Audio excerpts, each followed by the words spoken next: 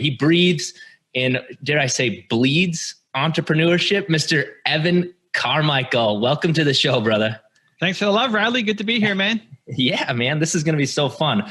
When I saw that Evan, my assistant, sent over that, hey, we got Evan Carmichael on the show, I was like, dude, epic. This is going to be a great conversation. So appreciate you taking the time here, man. For our listeners, I would love to just kind of go back to the beginning for you. Take us back to that 8-year-old you and lead us up or bring us to where we're at now, man.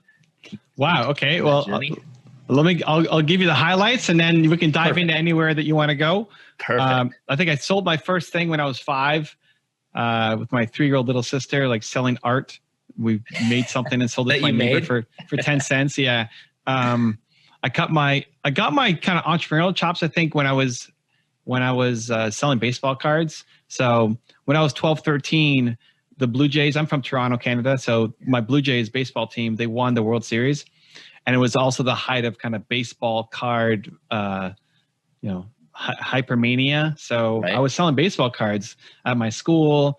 Every week we drive a couple hours out of town to a big flea market where they had a lot of baseball card vendors. And I would negotiate with, I was a 12-year-old with 40, 50-year-olds who I thought I'm 40 now. So I thought 40-year-olds were ancient at the time, and negotiating over a quarter, a dime, a nickel. And that's how I kind of just got started into entrepreneurship. I didn't know entrepreneurship wasn't a thing when I was in school, right? Like it wasn't the hot topic. Nobody said they wanted to be an entrepreneur. You kind of had to be crazy to be an entrepreneur. So I thought I wanted to be an investment banker. My high school yearbook says, where are you going to be in 10 years? I said VP at a bank because that's what I thought I wanted to do. And then in university, connected with 2 entrepreneurs. And the hardest choice of my life was either go be an entrepreneur, make $300 a month and own 30% of this business, or take this 6-figure investment banking job. And I thought, you know what? I'd rather know and fail than not know. And I went for the entrepreneurship route. Haven't looked back since. Built that company, sold it, became a venture capitalist, and then started helping entrepreneurs through my website and then YouTube channel. Wrote a bunch of books. And now I'm talking to Riley Meek. Let's go, man. This is it. Man.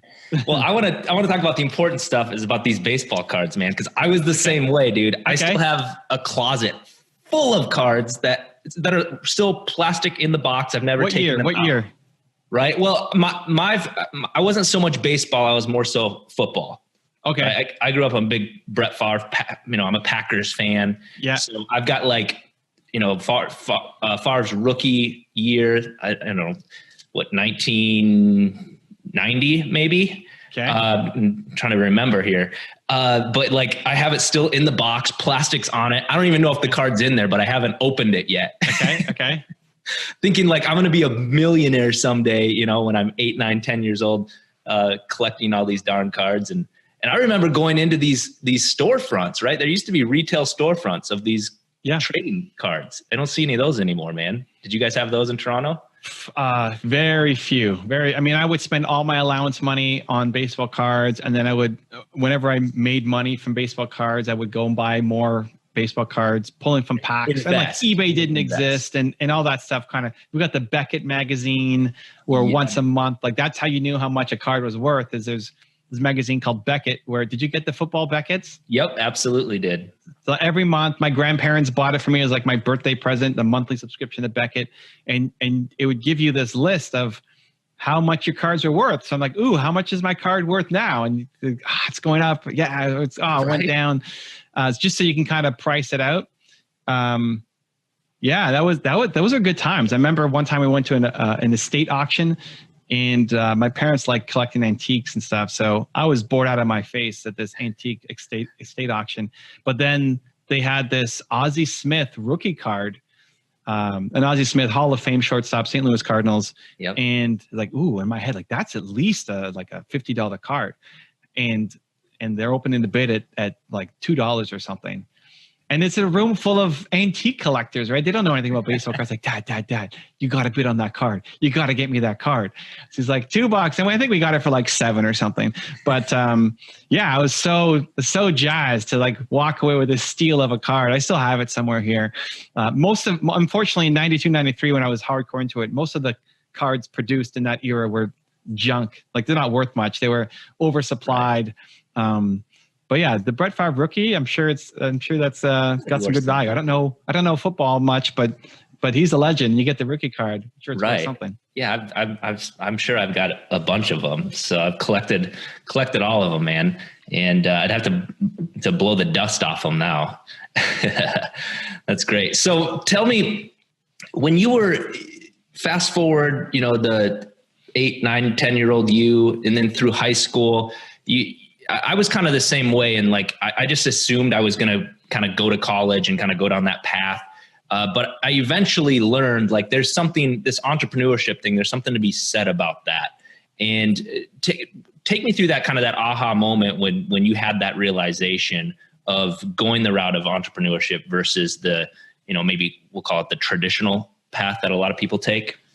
Sure. And listen, I'm 40, right? So this is 20 years removed. I think the world has changed a lot in the past 20 years for opportunities to be an entrepreneur. If I was 15 or 12 or whatever now, I'd be hustling these baseball cards or something like eBay. Are you kidding me? I'd be making killer money just off of eBay. So I took the traditional route. I went and I got a university education. I connected with my business partners in my company in university, but I wasn't making money at the beginning, right? I mean, we sucked, we struggled, $300 a month. Like I'm broke, I'm dead broke. But I don't regret having gone to university. I always saw it as a backup plan. So, and I think it still could be a good backup plan. As much as people like to kind of crap all over universities, I think if you want to be a doctor or a lawyer or something that requires you have no choice. Absolutely. You can't become a surgeon entrepreneur. Right. I mean, like you have to go to school and get the official degrees if you're going to be a surgeon, if that's your ambition. But if you want to be an entrepreneur, I don't think you're going to learn very much in university. Right. You'll learn. I mean, I remember being in a 4th year class at University of Toronto, which is the best university in the country, one of the best still in North America. And I was already doing more than my professor, because nobody who's actually a great entrepreneur goes and teaches entrepreneurship at a school typically. So it was super basic, and you're just not going to learn much compared to actually getting off and starting your own business. But if you don't know, like for me, I didn't know. I wasn't set on being the banker necessarily. But I also didn't know that I wanted to be an entrepreneur as well too. So I saw it as a good backup plan, because trying to get a job with a high school diploma is going to be a lot harder than with the university degree. So sure. I thought it was a great backup plan. So for people listening, watching, if you know absolutely you want to be an entrepreneur, you're probably not going to get much out of a college experience apart from connections and some fun. Right. That's a 4-year investment. Like you could do a lot with those 4 years. But if you need a backup plan, that could be a smart move. Yeah, absolutely. So that was my plan was to go to school. I got a 2-year degree in exercise science, which is pretty much useless. But through that process, while I was going through my quote unquote backup plan, we'll call it, I had this realization that this wasn't for me. It was like I started making money in that entrepreneurship world. And I think the biggest thing for me at that time was that realization that traditional schooling wasn't going to help me really through that. I needed to find somebody to help and coach me kind of through this. And I really had to seek out different mentors and find the people that had or were practicing what I wanted. So then I could ultimately model that type of success. So talk to me a little bit about that and really what your opinion is, or the importance or unimportance of finding that as maybe a young entrepreneur right now. If they know they're not going to school, they're going to seek out entrepreneurship, what maybe advice would you provide them? So starts with hacking your learning style. Because learning, if you're going to be an entrepreneur, learning is definitely going to be a huge part of you getting to where you want to be. Entrepreneurship, I think, is the greatest personal development journey you can ever go on. But how do you learn? So you might suck at school, but it may just be because the learning style that they're trying to teach you in doesn't jam with you super well. Right. So for example, audio is the worst for me. The fact that I can see you makes it so much easier for me. If school was only taught in audio, I would really struggle. I'd have to really focus and just close my eyes and really focus on what was happening, because it's the hardest way for me to learn. So as a result, I don't listen to a single podcast. I'm on a whole bunch of them, but I listen to zero. I don't listen to any audiobooks, right? It's not my learning style. So you might feel like if audio was the only way to learn, I'd feel like the world's biggest idiot. Sure. I love video. It's why I started YouTube. Because I love seeing things. I love the video version of things. I can pick it up so much faster. So same thing. If you learn best from books or from experiences of going to events or from mentorship or from audio or from videos, like figure out how you learn. And the good news is, not right now in a 2020 environment, there's something for you in all of those platforms. If you want to learn how to sell, you could do it from books. You could do it from videos. You could do it from podcasts. There's something that there for you. Next, in terms of mentorship, a lot of people default to thinking I need to have somebody right there in front of me to teach me and guide me. And that's definitely part of mentorship. But I think you can also learn a lot through what I call aspirational mentors. So that's everybody that I profile on my website, my YouTube channel. Now, thankfully, I've actually got a chance to meet Tony Robbins and Brendan Burchard and Gary Vee and all these guys. But at the beginning, I didn't. I was just learning from them through their content. So right. You can learn from Riley even if you never meet him. You can learn from his experience and knowledge and advice and passion, even if you never ever meet him. And so, yes, traditional mentorship, but also I would try to hack it and learn from mentors who are creating content that you may never meet. I mean, I learned from Steve Jobs. I'm never going to meet him, but I can still learn from him to make me better. Right. Yeah, that's good.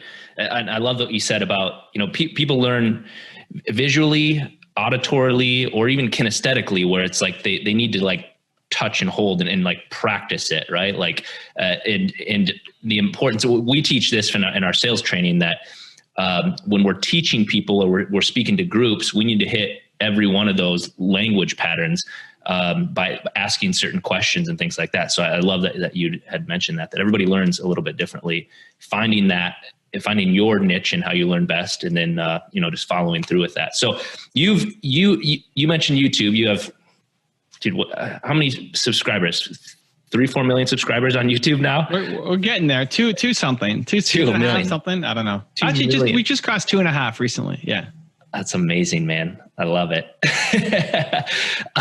So what's the content and things for some of our listeners that maybe don't really know who you are yet? Like what are you doing on YouTube that's driving all this traffic or these subscribers to you?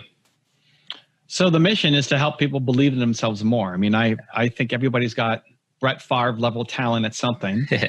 And it's about finding it and living it. And it's probably not what your parents wanted you to do. And it's probably not what you went to school for. But you could be the Brett Favre of something. So I want people to believe in that and then chase down those dreams. So to help accomplish that, what I try to do is inject different ideas from different leaders. So as I was starting to learn, I wanted to go learn from an Elon Musk, for example. Now, Elon Musk is not taking out internships. I can't go live with him for, a week or something, at least last time I checked. Right. Although that might be a good video. So how do I learn from him? Well, I started watching his videos. The problem is Elon is not a great speaker, and he gets asked a whole bunch of questions that I don't care about. I mean, Tesla's stock price right now, I don't care about. I care about what I can learn from his mindset. And so I thought, man, I wish somebody just took the 4 hours of him talking and took out the best 20 minutes and put that into a video for me to learn, right? So like a typical entrepreneur, I guess I just solved the problem and started doing that. So that's what a lot of my content is if you want to learn from a specific person like Elon Musk or a skill set like selling, then we bring on, we'll have a clip from Grant Cardone and a clip from Jordan Belfort and a clip from, different people to help you learn that skill set that you're looking for and kind of the best of. Now, if you want to dive deep and go watch Grant's, 20-hour training program, awesome. I'm going to give you the high level kind of overview of it and just introduce people to that ongoing motivation, because I think you need it daily. You might have a great day today, got that commission, got that sale, you're feeling fired up, and then tomorrow you wake up and you're starting over again. Right. So to kind of inject that into people every day, I think is important. Absolutely. Absolutely. Yeah. Take me through that. So mindset's such a huge thing for entrepreneurs, and take me through that process, I guess, that maybe helps you get into the right mindset, or even when you were early, starting out, having that. As entrepreneurs, we deal with a lot of negativity, right? Or just, I don't even like to say failures, but it's just like we deal with, issues that come up just on a daily basis, right? And having that positive mindset. I remember when I started out in sales, one of my first jobs, my manager sat me down and said, dude, 85% of this job is negative, but all you got to do is focus on the 15% and you're going to make six figures. And that forever changed my mindset going into that job. I knew I only needed to focus on the 15 presentations that month, and I was going to be successful. And that's what I did and what I focused on. So talk to us a little bit about that, if you could, on having that mindset of that entrepreneur.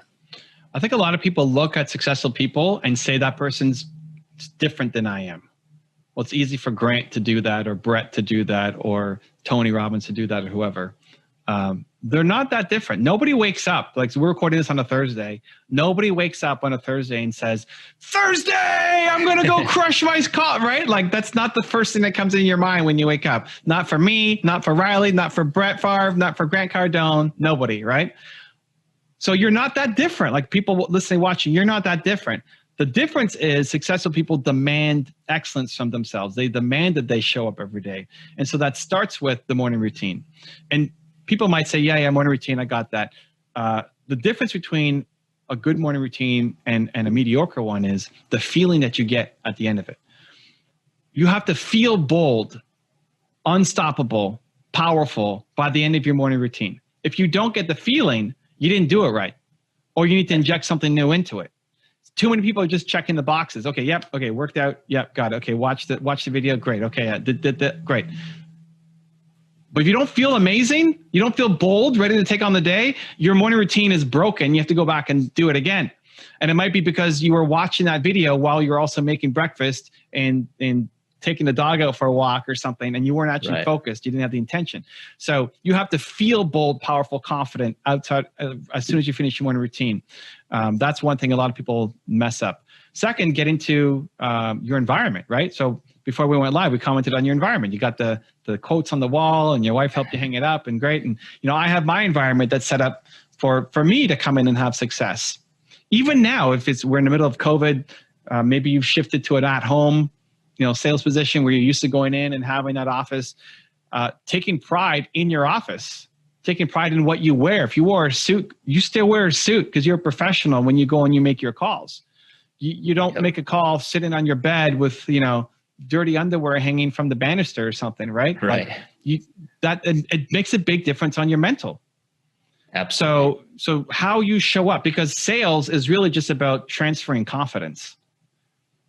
If you're confident this is going to work for them, for your customer, and they believe in your confidence, right? You're more confident that it's going to work for them than they are confident that it's not going to work for them.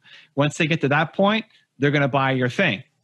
So you have to have the confidence that it's going to work for them. That's really hard to do when you're sitting there in your undershirt, like a slob, right? Without having done your morning routine. So I think a lot of people now are falling off their practice, falling off their structure because they're used to going into a job and now they're transitioning and doing it from home. But super important. Like, before you ever pick up the phone and start talking to somebody to make a sale, you gotta do a check to say how bold am I feeling right now that I'm gonna give this person what they need to go and solve the problem, and I also get my commission in the process. Right. Yeah, that's always nice too. But dude, yeah, I couldn't agree more. I think what you said, just attaching emotion to that, to whatever accomplishment or checking that box, like you had said, attaching an emotion to that allows you to take ownership. But dude, early on in my sales career, we'll call it, we would travel a lot, and I would stay in these hotel rooms. And it was like, when I was first starting out, I would stay in the cheapest, crappiest little hotel you could find. But as I excelled through my position and made more money, I quickly realized that my mindset was completely different when I stayed at the Super 8 versus when I stayed at, the Marriott.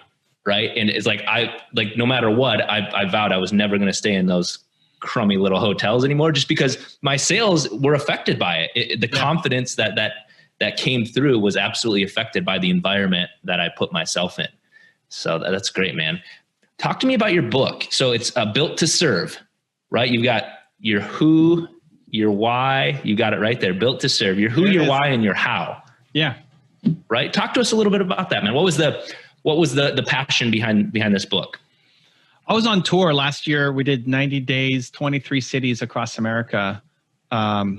And I kept getting asked the same question about how do I find my purpose? How do I find my passion? How do I know what I'm supposed to do?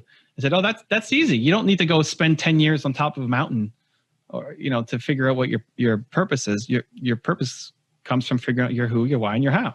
So I said, okay, well, what is that? And so I walk people through it.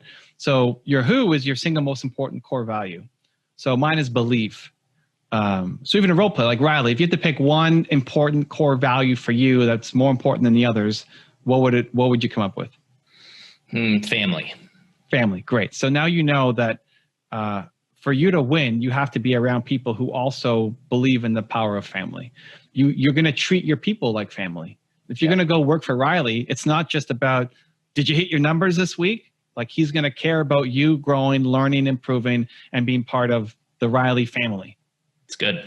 When he goes and hires somebody for a video editing job, as Riley starts blowing up on YouTube, you want a video editor who also believes in family, who's not just doing, this is where people mess up, is they're only looking for the skill sets. Can you edit this video without looking at the value sets? Do we align on values, right? So if you get the guy who has the skill set, but also believes in family, you got his heart and soul, not just his brain. And most people just don't even have that awareness. Most people have never been asked that question. Right. So that's the starting point. So family is super important to you. Amazing. Now that can apply to anything. So that's the who. It's who, why, how. Why then is your purpose, and your purpose comes from your pain. So whatever you struggled with the most as a human is the thing you want to help other people through. So think about the most emotional, painful moment in your life, not physical pain like I broke my arm or something, but when you felt the lowest as a human, that's what you want to help other people through. Recognizing that there's lots of people who currently are who you used to be, and they don't know how to get out. You represent hope. Like the fact that you got out of where you were is an impossibility. You shouldn't have done that, but you did. And then the how becomes, well, you could teach people. So however you got out of it, you might have tried a million things and only 3 of them worked. That's not just some fluke that happened for you. You can now teach that, which is why you do training for your team. You're teaching them what worked for you. And you were blessed enough to have a mentor who taught you, hey, 85% versus 15%. And that stuck with you. And guess what? You teach that to other people. It's not just some fluke that happened for you. Right. Right. So walking through that process of who, why, how helps you figure out your purpose, gives you the motivation, energy to keep going, but also recognizing that ultimately you want to serve, and you won't be happy unless you're serving, because getting the commission check is nice, but it's not enough. You have to feel like you're helping your customers. You have to feel like the work you're doing with your team matters. Like helping somebody grow on your team, that you see a younger version of you face the same issues, and then you see their eyes open up. It's like, oh my God, I didn't even see that was possible for me, is the thing that fills you up for life. And making money in the process. Like people have a weird view on making money. A lot of people think making money is everything. It's not.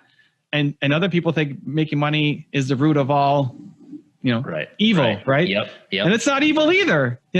You have to make money. If you're in sales, if you're in entrepreneurship and you're not making money, you're not going to be in sales or entrepreneurship for very long.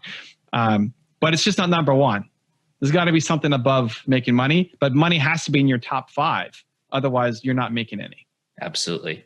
Yeah. I always say, money's not everything unless you don't have enough of it. And then it quickly becomes everything in your life. Right. And that's why it's usually oftentimes fleeting. But once you've obtained it or you've got it, it becomes about much more than that. And that's, the purpose. But even there, right? Like having something above it, like where it shifts, I think it's got to be your top 5. I don't think it ever becomes number 1. Like, I don't think it ever replaces family for you. Sure. Like you're not going to sell your daughter to make money. Right. Like you're not going to do something against that ultimately. Like that's what you hold core to you, more important than anything else, that you would go back and sleep at a Super 8 motel if it meant that you didn't sell out your family. Right. It might make money number 2, and maybe money is now number 4, but it still doesn't fall out of your top 5 and it never becomes number 1. Right. That's good, man. You're teaching me stuff about myself. But people have a messed up view on money. I think it really hurts a lot of sales professionals, and it hurts a lot of entrepreneurs, because some people see that customer, that's my next suit, that's my next car, that's my next vacation. Yep. And like, you're going to lose if that's your ultimate mindset. You have to care about that customer winning. But there's other ones who are just so afraid to ask for the sale and afraid to ask for a raise, or afraid to ask for that next step. They're like, well, no, you have to make money. Money is not the enemy. It just can't be number 1. Right. What would you say to somebody though, then with that mindset? Maybe, how do you kind of coach people through this? If it is that, I don't want to say poverty mindset, but it is like they don't maybe feel worthy of asking for that sale. Or we go to the other extreme where, they're only focused on money. How would you help them identify that within their own lives? So if they're only focused on money, that's usually the easier one, because then you ask them, well, what are you standing for? What are your core values? And somebody says family. It's like, okay, would you sell your daughter for money? Like, no. Like, even if you were back against the wall, no. Because now I value that more than anything else. Yep. And so that can put things into perspective that, yes, I would be willing to go back and sleep at a Super 8 motel if it meant that not selling out my family, right? Right. That usually is pretty easy. The other way of they don't feel good enough, a lot of people feel like it's wrong, and they feel, yes, not good enough. You have to they feel like they're actually doing they feel like they're doing service by underpricing, like, oh, I'm helping them out. Well, like, you can only do so much for your mission if you're working on it part-time or evenings or weekends, or you're a solo person. If you make money and you can hire a team, and now you've got 100 people working for you, imagine the good that you can do. Mm-hmm. They're thinking they're being a good person and being altruistic by not asking for money. Like, no, you're actually being selfish, not asking for more money, because you have great potential inside you to go impact the world in a huge way, and you're keeping yourself small. I want you to have a team of 100 people all out there hitting that mission down that you want to accomplish. And you need money to do it. Yep, absolutely. I love it. That's great stuff. Evan, I appreciate you, man. This has been great stuff. Have a good day, man. Much love. If you want to see another awesome interview I did, check the video right there next to me. I think you'll enjoy it. Continue to believe, and I'll see you there.